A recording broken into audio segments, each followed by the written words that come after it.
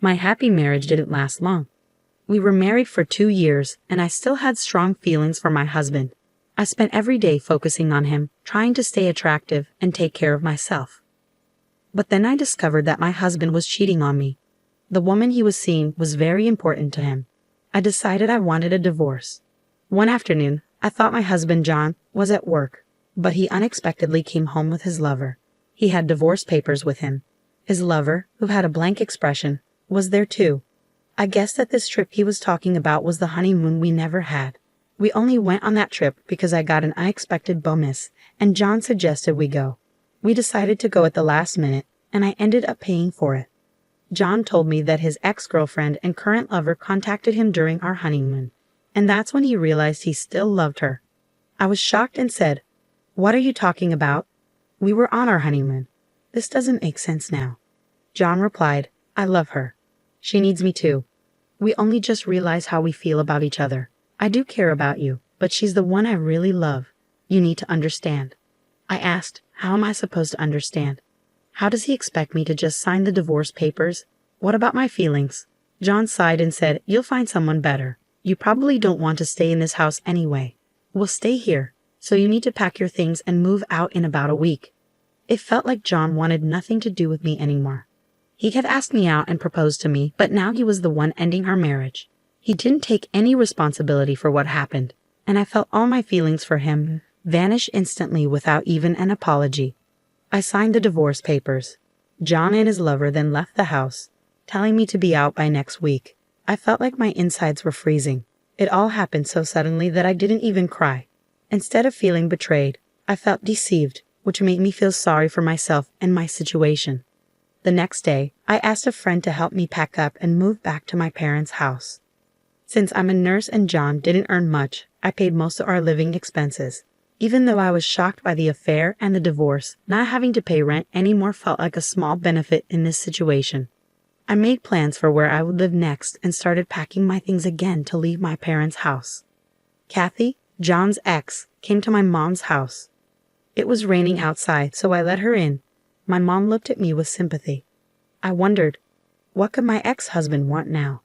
He said, "I'm not the love of his life." I wondered if John was here to ask me to come back or if he wanted money. I felt bad for assuming, but given how much he spent and complained about money while we were married, it made sense to think that might be the reason. Maybe he left something behind. I decided to go to the living room to hear what he wanted. "What do you want?" my father asked angrily, but John remained calm as he replied, "I'd like to talk to your daughter." It took a lot of nerve for him to stay so calm. "What do you want?" "I'm busy," I said. When I opened the door, I was stunned to see John's lover, or rather his new wife, sitting next to him as if she had every right to be there. "Why is she here? This is my parents' house." "What are you thinking?" I asked. No one should bring their new partner to the house where their ex grew up, and it felt incredibly insulting. "Calm down," John says, and his attitude just makes me more disgusted. The woman with him remains silent again. "Can't you just get this over with quickly?" I ask, probably sounding more irritated than I intended. John looks serious. "This is important. We haven't talked about dividing our things yet. I'm here to get my share." I think to myself, so it's money, just as I thought. John looks pleased. "Yes, that's right. I had a feeling he would come soon, so I was prepared." I take out my purse and give him 30 cents. "Here, this is your share." "What?" John and his new wife gape at the 3 dimes in his hand. "What is this?" He throws the coins on the floor. His new wife suddenly speaks up. "Are you kidding? This isn't property. Stop messing around." They're both furious. "That's all the savings we have left," I calmly explain. John must have expected more. He sneers at me and says, "What are you talking about? There's more.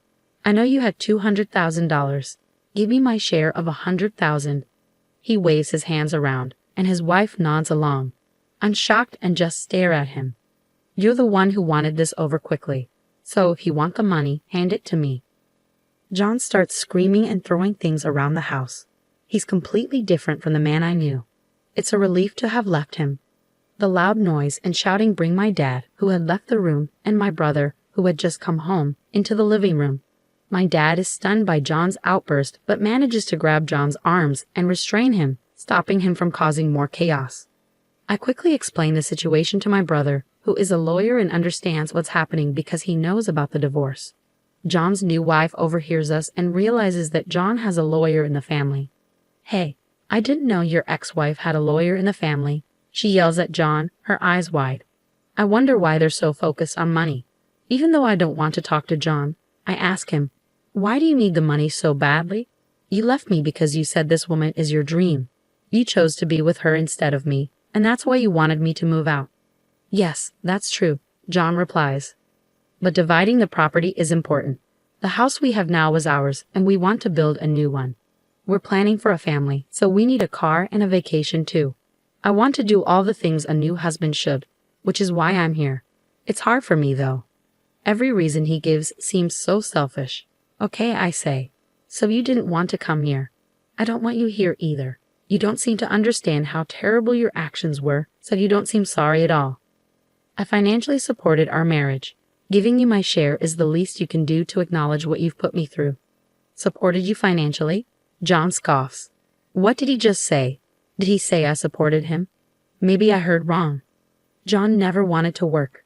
He would come home as soon as he could to play online games and would take days off whenever he didn't feel like working, using up all his paid leave while pretending to be sick.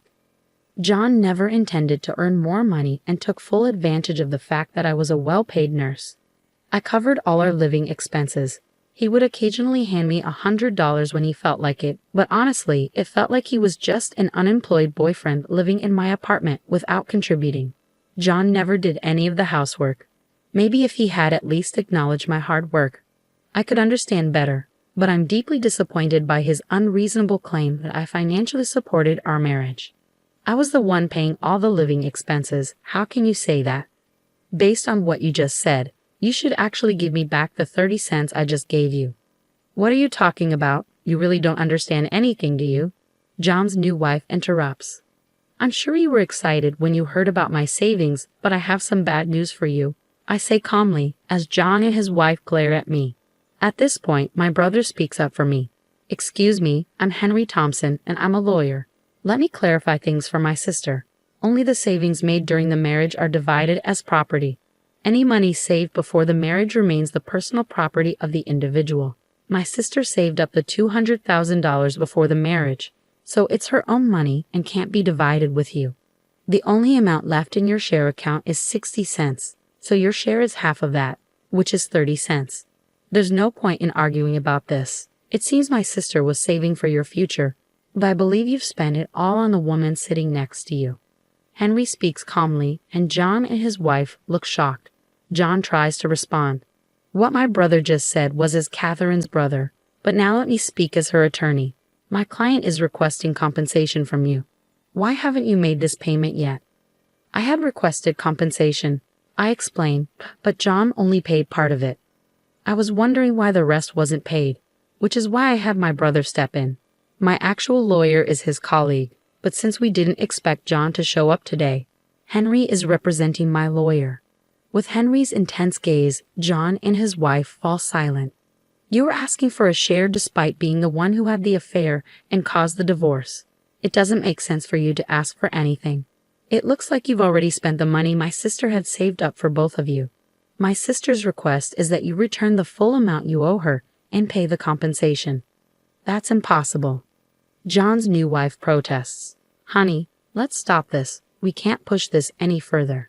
John stands up and kicks the table while his wife tries to hold him back.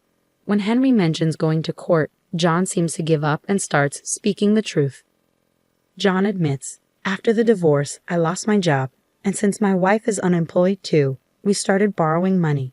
Now we're in so much debt that we can't pay the compensation. When we were trying to find a way to earn money, we remembered your savings and thought you might give us half if we talked about dividing the property.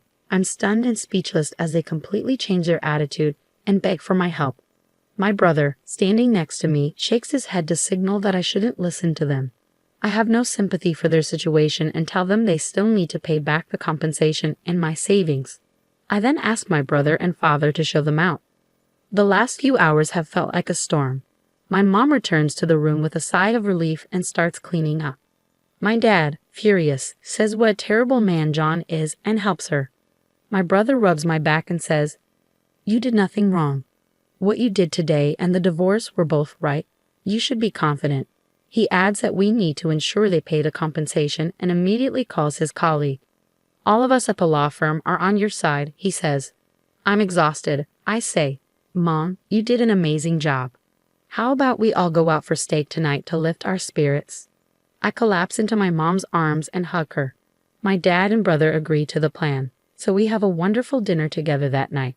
Later, with help from my brother, his colleague, and the law firm, I get back the compensation and my used savings. John and his wife have no luck with job interviews and end up working several part-time jobs. They won't be buying a house, a car, or going on vacation for a while. They seem to be finally grateful to me after experiencing their new life. When we pass each other on the street, they politely say hello, which makes me feel better knowing they've made at least a little progress. As for me, I'm in a steady relationship with the attorney who worked on my case. Henry is thrilled and says this man is perfect for me. 1 year after the divorce, I'm planning to introduce my new boyfriend to my parents soon. I'm sure they'll be very happy for me. I feel this way because when my ex-husband talked about his love of his life, I didn't really understand it. But now, I believe this new man might just be the love of my life.